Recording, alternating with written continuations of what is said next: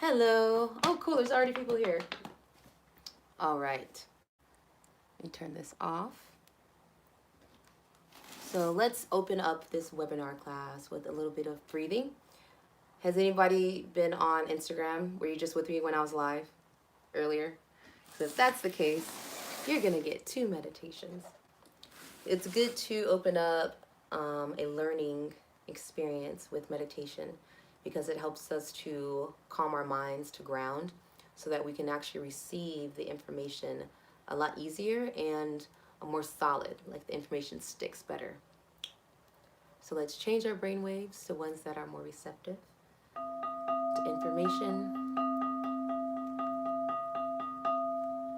Inhale through your nose and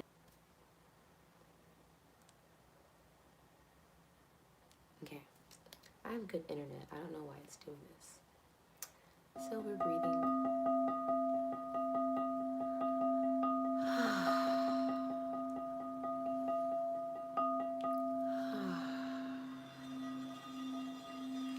And when you exhale with that sound, let your shoulders drop, your jaws, like a yawn, right?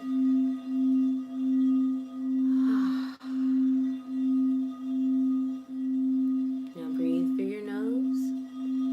Sense your belly expanding. Feel it get bigger as you inhale and exhale. Feeling your belly flatten.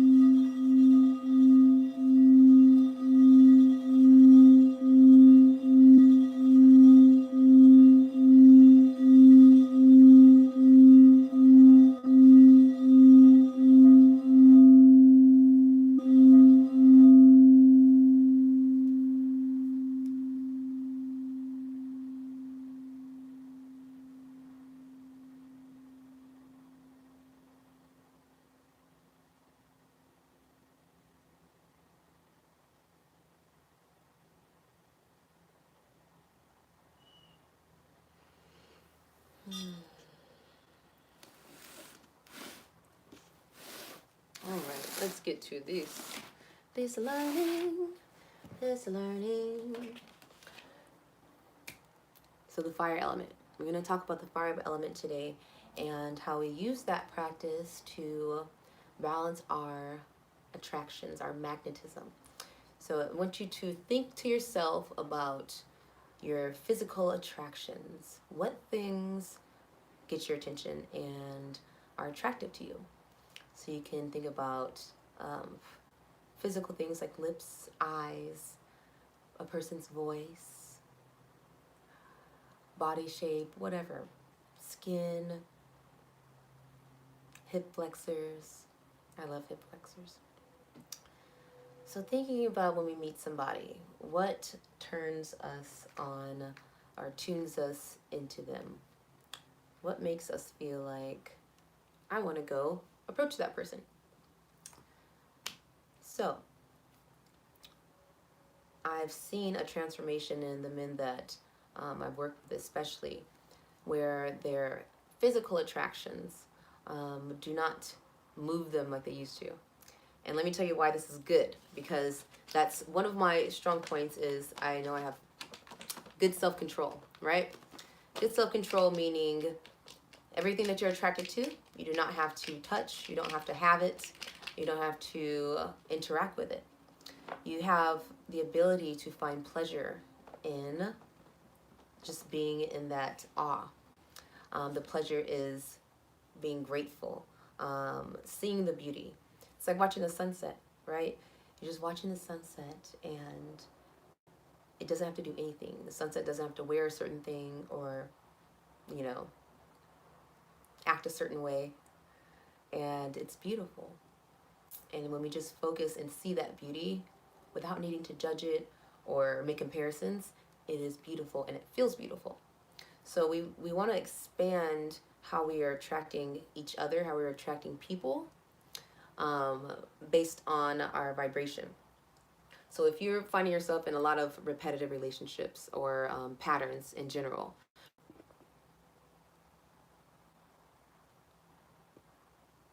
okay, where was I? So when you are experiencing a holistic connection, so that your mind is stimulated, your emotions are drawn in, and they feel a positive experience. Your sexuality, your body, your actions are going to follow naturally, and they're going to follow in a way that feels good to you. So many times, if we're following our pure attraction, our sexual attraction, our fire attraction. So I want you to think of, you can be attracted to anything, you can want anything. So this is desire we're talking about. Say you have a strong desire for a car, a nice car. And this strong desire for it overpowers your logic because you can't afford this car. But you want it so bad, and you can see yourself in it. You visualize yourself in it. You can feel how proud or how happy, how accomplished, how cool, whatever you would feel in this car. And so that's the formula for manifestation, right? So you could manifest this car, but what is it going to cost you? Did you manifest this car and get yourself in debt? Get yourself something that you can't really maintain? Maybe you can pay for it. It was based off of desire, but it wasn't something that was a pure, compassionate motivation. So we have to think about our motivations for being attracted to people, for magnetizing people. What are you visualizing? What do you feel into when you say this attracts me, this turns me on, this makes me feel engaging? What kinds of things are those? And I said some things on the live on Instagram earlier, but things like confidence, right? Confidence is sexy. I don't care what anybody says, because it's natural. That is what makes people sexy, is the confidence. It doesn't even matter what they look like. It's how they carry themselves, because their outward shine comes from the inner glow, right? The self-love. And so when we see that, we see somebody comfortable in their skin, it's like, yeah. Or you see someone that is very comfortable in their knowledge of something, when their truth is shining through and they're not iffy about it, the alignment that they have with themselves in that moment, that is sexy. So we have to open up our minds to, how can I attract things that are in alignment? How can I have sex that's in alignment? How can I have relationships that are in alignment? And we have to think about the holistic alignment of mind, of our emotions, of our bodies, and our actions. So think of remember your fire element. I'm going to post that chart later on for the patrons. But remember that people keep calling me. I thought I put that thing on like do not disturb, but it doesn't seem to work. I'll turn off cellular. Hold on. If I turn off, I'll still get calls from the iPhones though. I'm just gonna get through this. Technology. So your fire, right? We're talking about the 5 elements here. So your fire is in your pelvis, right? Center of the pelvis. And you have your earth element around your belly button, right below it. You have your space in the center of your heart, air in your throat, and water in your third eye. And you got your crown and your root chakras. So what I just described to you is the Tibetan 5 element system. So yes, it's different from the Kundalini, the Hindu system. Not too much different though. All of these systems deal with vibrations. They deal with color, resonance. So each element has a color. Each element has a seed syllable. And depending on the system, they have multiple seed syllables that represent different components of the energy center. So let's say we're dealing with this energy center in the center of our pelvis, fire element. I want you to think about what it feels like to have imbalanced fire in your life. Sexually, yes, very obvious, right? So imbalanced fire could be like low libido, like I'm just if you've had excess ejaculation, definitely gonna have low libido, low motivation, low life force, just general energy, low creative flow. Let's say we have this imbalance of fire, where it's more stressful, right? So we have these misplaced energy, anger, stress causes tension in our body. When we're in defense mode, it's like an increase in our heat. Metabolism goes faster, but the fire goes to your limbs. The fire goes to your survival fight or flight mode. The things that you can hold off on, like a digestion, those kinds of things slow down. Need to be vulnerable slows down because you're in defense mode. So in order to balance this fire, get out of defense mode, we need to open up. We need to loosen our bodies. And we need to practice being open in our actual pelvis. So your pelvis has a lot of feedback that we kind of ignore. When we have upper tension up here, usually your pelvis also has upper tension. Anybody ever have a baby? Any babies out there? If you've had a partner that's been to Lamaze or has birthed a baby, all that breathing and stuff they do, the Lamaze, that is in order to open up your portal. You gotta loosen up the jaws, you gotta activate the vagus nerve, which opens up that womb, the birth canal, the portal, so that the baby can come out. So as human beings, we all have this portal within us, and being able to have a relaxed pelvis is going to really help with a lot of peace in life, Empress. I'm thankful for this lesson. I love that. Thank you. I'm glad I just saw that. So we need this portal to be open, right? And we need to practice what that feels like when it's open. So I want you to take note of yourself whenever you are giving, receiving pleasure, or when you're giving and receiving, which is self-pleasure. And in those moments, where is there tension building in your body?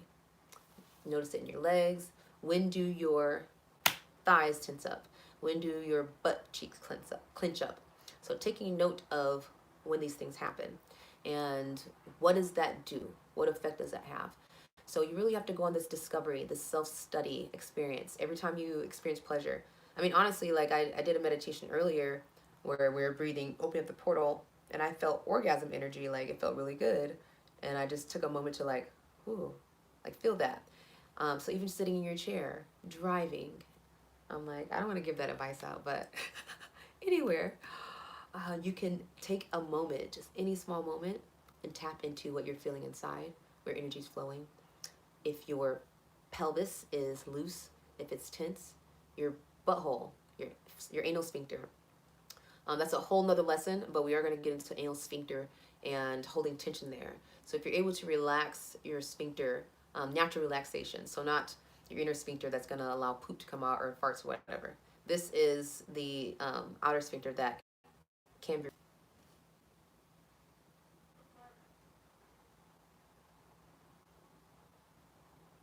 Okay, I'm back. I don't know what's wrong with the internet. Tight ass. I was there. So when we have this,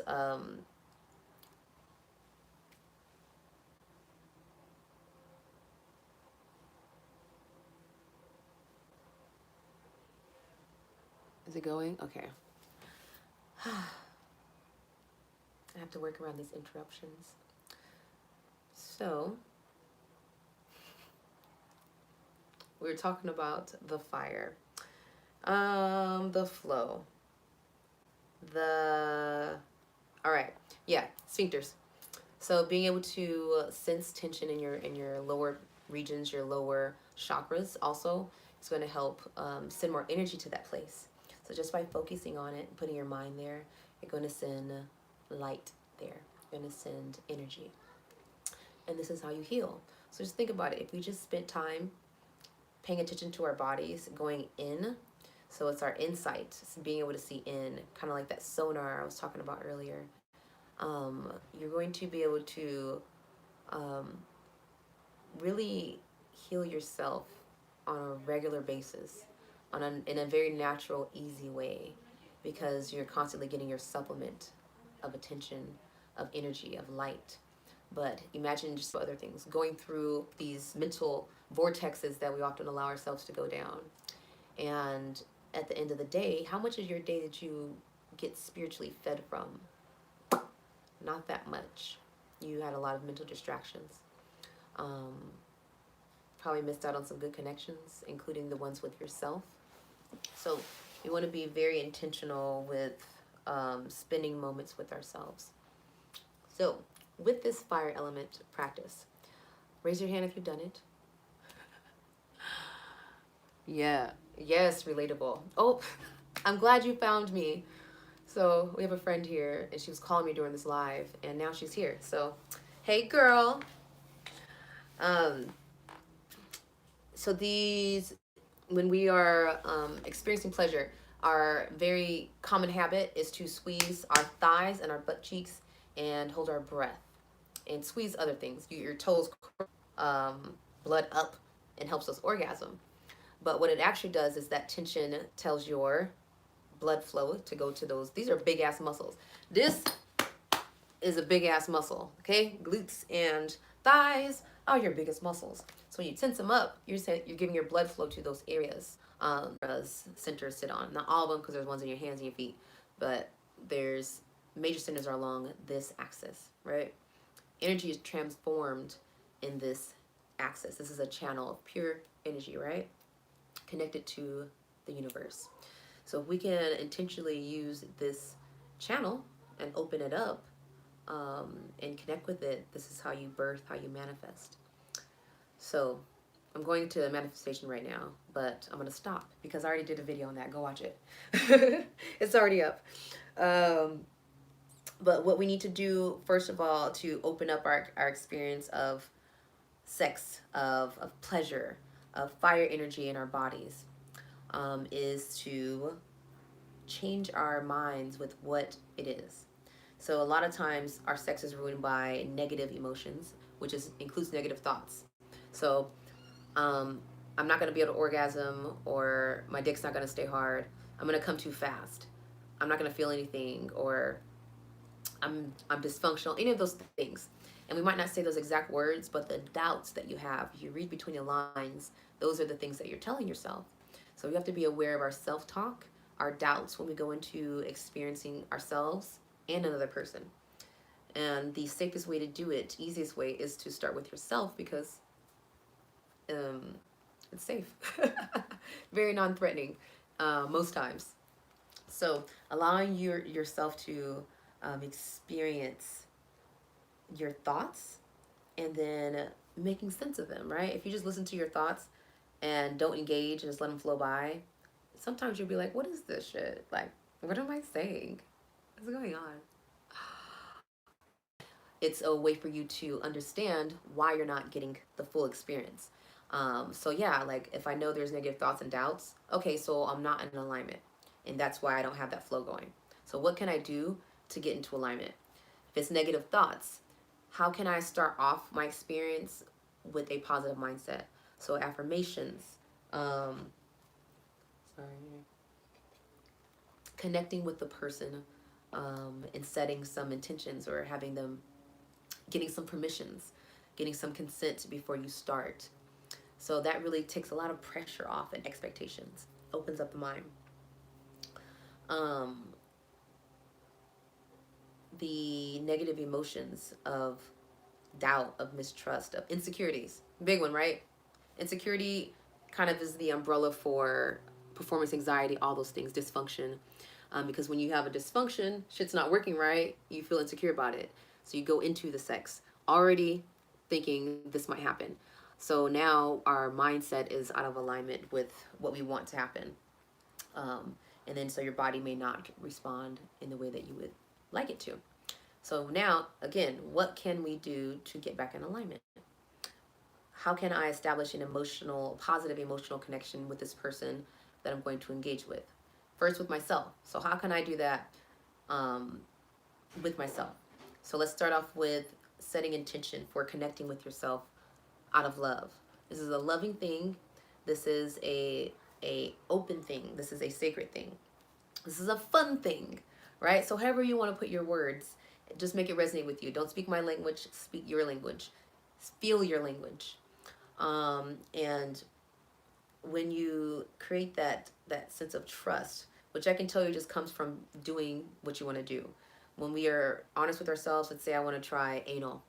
I give myself permission to ask. He says yes. We're doing anal. It was great. Now I feel free to ask for what I want and know that I'm not going to be shut down for it or judged or pushed out in any way.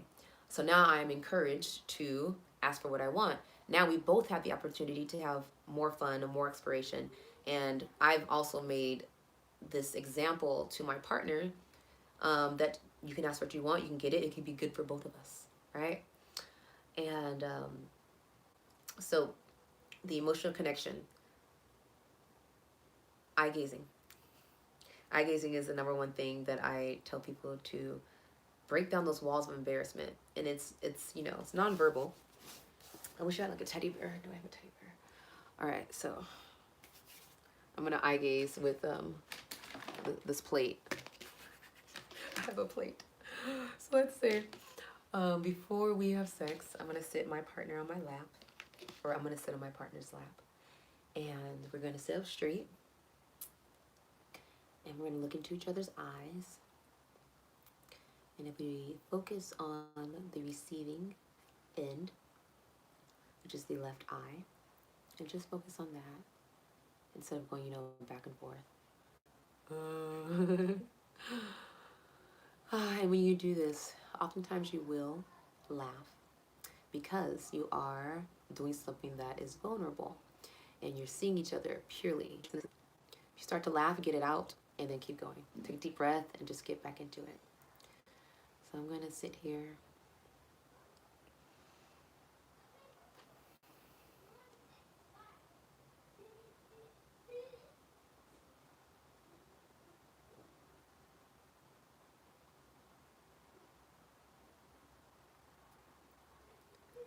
So we're eye gazing, and you do that for as long as you want.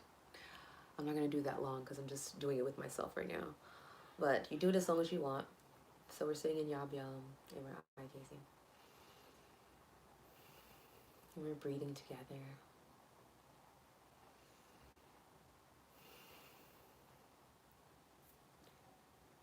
And then we can just share a hug after that. Hug.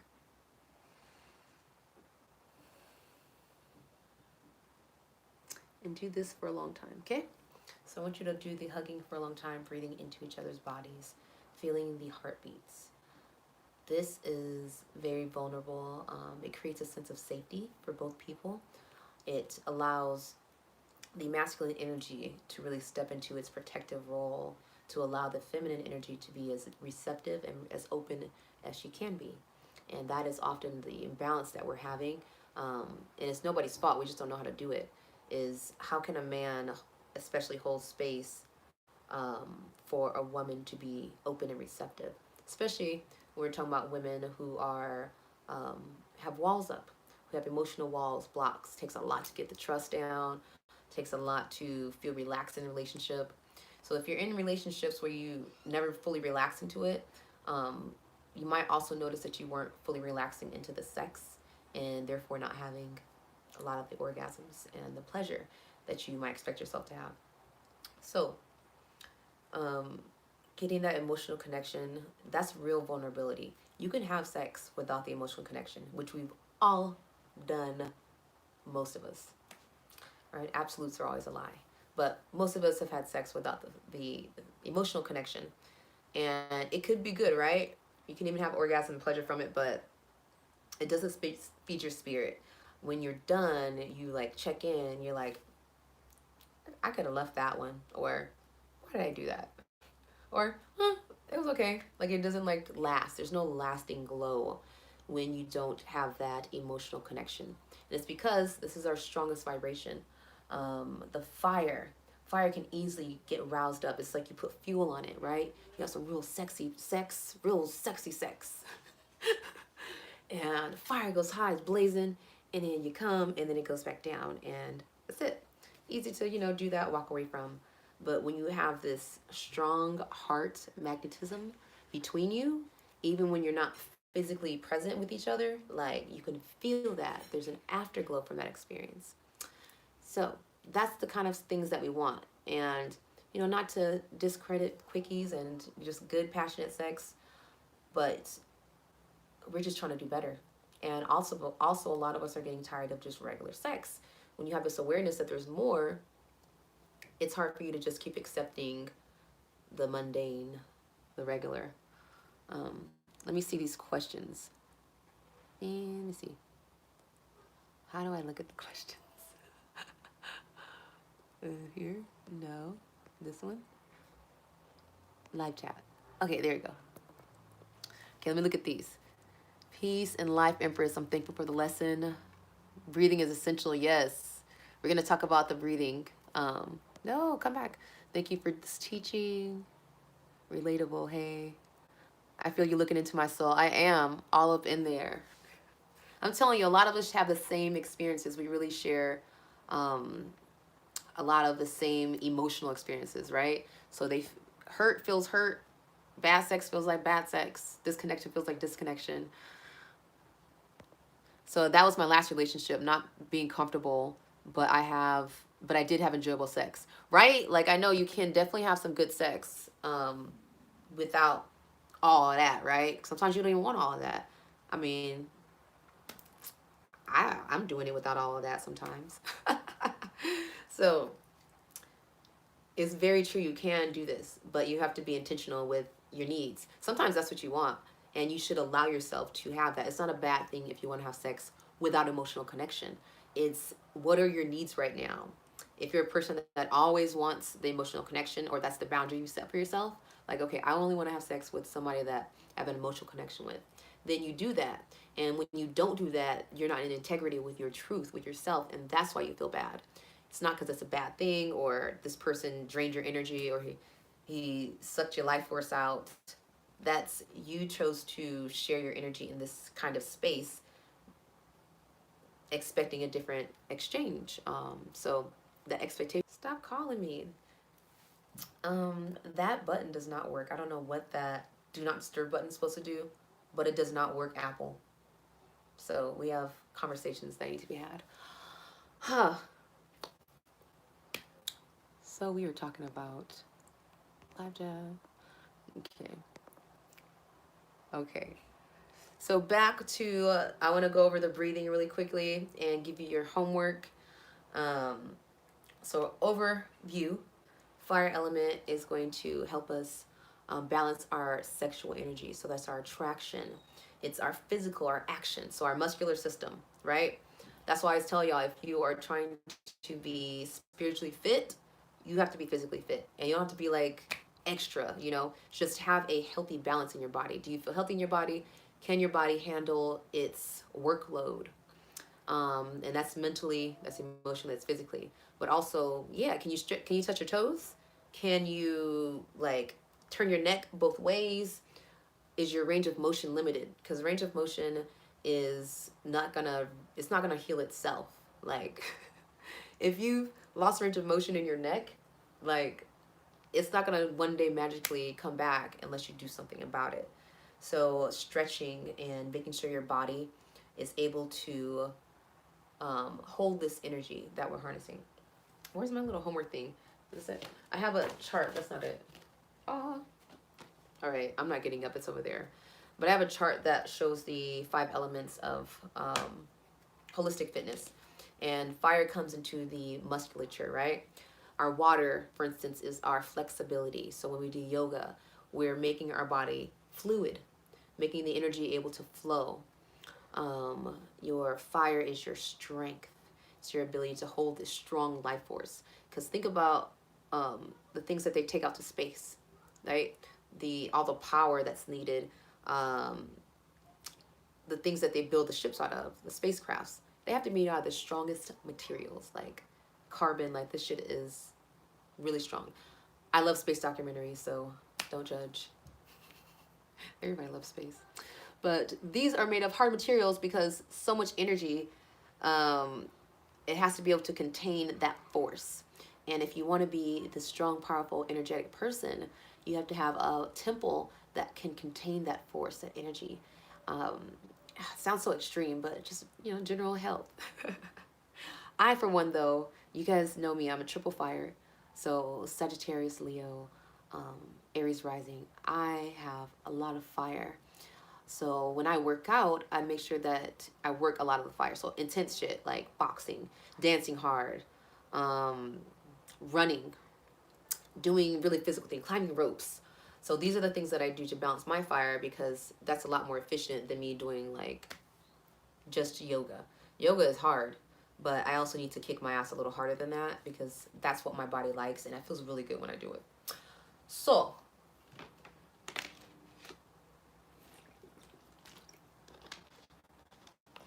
take care of your bodies.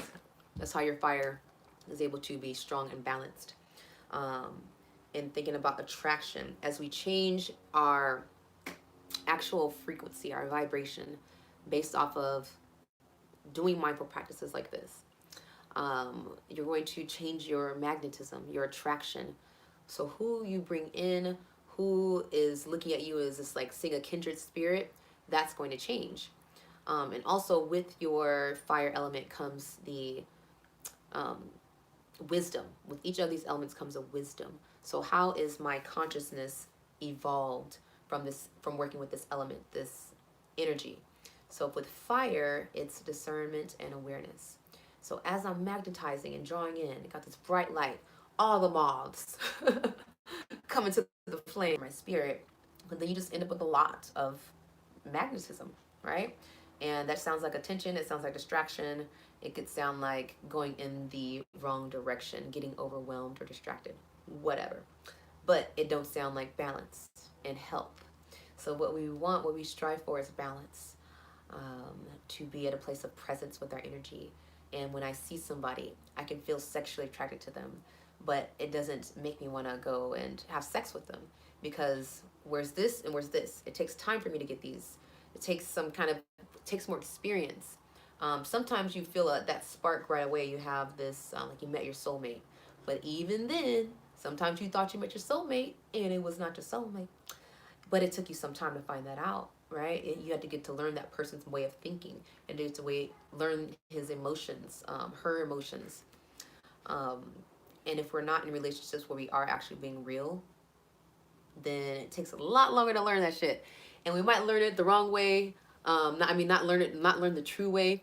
We might not learn that person's real truth because they are not living their truth. And so you spend a lot of time, sometimes years, in situations that are not these true, intimate, honest relationships. And I know I've done it, really done it. And because I have done it so much in the past, and now I know better, I'm really intentional with being open and honest in my relationships. And that's all of them, business, friends, romantic ones. Um, and in order to counter that fear I had of losing that attraction, that magnetism from being myself, really, um, I started to realize, like, I want to know sooner. I want to know sooner if this is the right person, or if this is a real, genuine connection. Because, yeah. So what I do is I come out guns blazing, myself, funny, um, smart, sexy. I like to eat. Like, I laugh loud. I talk. All those things. Having opinions. I remember I used to date, and like I would just how do you call this, sculpt. I would sculpt the person that they wanted, and I would do it so well. Um, and eventually I'm like, I would get so over it so fast. And it took me a while to realize that I was doing what they wanted and trying to keep that attraction, keep that connection, that attachment to them. So when we have this lack of fear of attachments, we can go into a relationship, including with ourselves, and not be attached to, I have to have this situation forever, or this has to stay like this, or it has to go in this way. It's growing into this. Like sometimes shit's not gonna grow into whatever you thought it was gonna grow into. It's gonna stay there, or it's going to go the opposite direction. But your ability to not be attached to it, emotionally and spiritually, when you have that freedom, then it's like it can go whatever direction, and you're able to adapt. You're able to keep living. You're able to keep shining. Even if you have negative emotions, you're able to still have a sense of grounding and not lose yourself, because I know we've lost ourselves in these things. So this is going longer than I thought, but I like talking to you. So let me see if we have any questions before I get into. Okay, keep it up with the good content. I know the views are low, but stay consistent, and all will come in abundance. Yes. You know, I don't even worry about views. Like, I can talk to 2 people on here, and it's like a full audience. The substance for me comes from just connecting with people. But you're right, the audience will definitely grow exponentially. And I'm grateful for you reminding me. So that was my last relationships. Talking about what I'm talking about. Can you be more specific? Because for me, raging waters is, in the elemental system, it would be anger. We're talking about anger. Or if you're talking about like yoni juice, then we're talking about arousal. Like, how do we balance the sexual energy?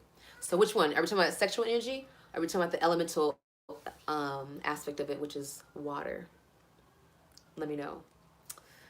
Or I could talk about both. So how do we calm the raging waters? Raging waters as in anger. Let's talk about that. Because fire also has to do with, think about when we're angry. What do you see when you're angry? See red, right? That's a term. You see red. And that's a symbol of the heat that we get, the fire, the rage from anger that we feel. And you actually do feel that thermal reaction in your body. You actually get hot. So this is a real way that we can connect with the fire element through our emotions, right? So now you know that you're dealing with, okay, got it. Thank you, Samaya. I'm working, that's exactly what I'm talking about. So I'm glad I was like, I already knew what you're talking about. So this aggression, this anger, right? The way that we would soothe that fire would be with water. And that's why water element governs over your anger. So each of the elements, there's 5 of them, right? Each of them governs over a root poison, a detrimental emotion. So we're still talking about negative emotions here. And with fire, your negative emotion would be attachment. So attachment, desire. So like we're talking about, on the other side of that attachment, when you're able to transform those habits, those karmic tendencies to attach, you have bliss. So with water, the water is the antidote to anger. So when you're angry, like I was saying, you're seeing red, you're hot. What can we do elemental wise to cool that fire, right? So just think about that when you're angry, or when you have a lot of tension or negative emotions in your body. How are you able to bring that to a more comfortable vibration, right? So first thing I would do, everybody always says breathe, right? But what you can do is be intentional with this breath. Because when you breathe, you can actually feel, let me do it.